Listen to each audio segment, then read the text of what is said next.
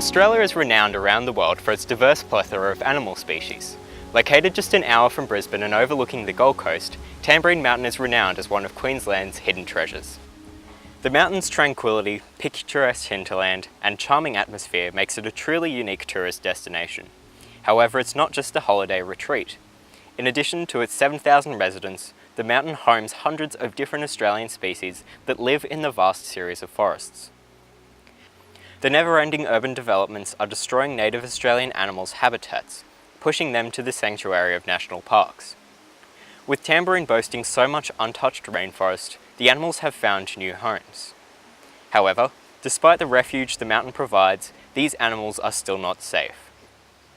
Luckily, there are organisations like The World As I Am that are making a real difference to the lives of these vulnerable animals.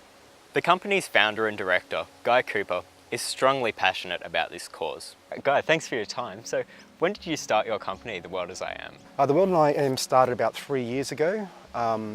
We started off sort of doing volunteer work and we built the business from there. What's the company's main purpose? We do ecological restoration. We only work with non-profit organisations, Queensland Parks and Wildlife. We don't work for any developers or anyone that's sort of harming the environment. We work with a lot of non-profit organisations, so we basically do reforestation. So we go into habitats, remove any of the weed species and replace them with the natives. Stephen has been managing Australian native plant nurseries for 19 years and is a local Tamborine Mountain resident. He preaches the importance of maintaining the environment and re-establishing habitats for Australian animals. Giving the animals new homes is just one step in fixing the urban development problem facing the Gold Coast. So Steve, what are you trying to do to help?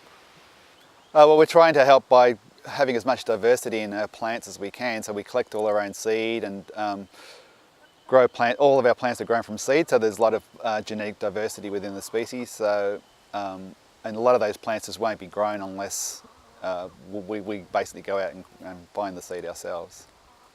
Why did you feel that starting a wholesale plant nursery was the right decision?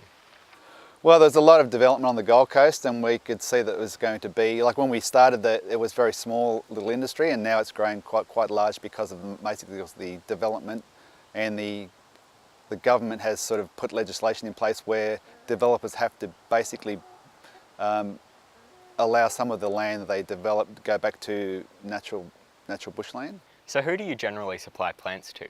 Nearly all the plants we sell are to the government in one form or another, but a lot of times you can also get private landholders who have large areas of land that have been deforested, so the only way they can stop the erosion, they found that over years erosion's become so bad that the only way to try and get that land back is to revegetate it.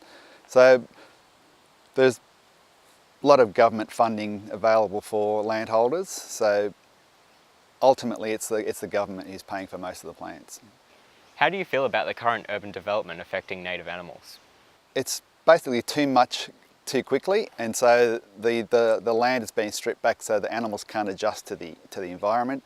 Plus it's favouring certain species like magpies and crows who chase out local species. So, and a lot of times local landholders will start stripping out understory. For some reason they like to have it look like a park, and which also favours those species that like those open areas such as magpies and crows. The urban development of the Gold Coast is ever increasing, and the beautiful sanctuary that is Tamborine Mountain is not going to be enough on its own. While the work of committed people like Guy and Steve is helping to relieve the strain on local ecosystems, there is still a long way to go on the road to recovery.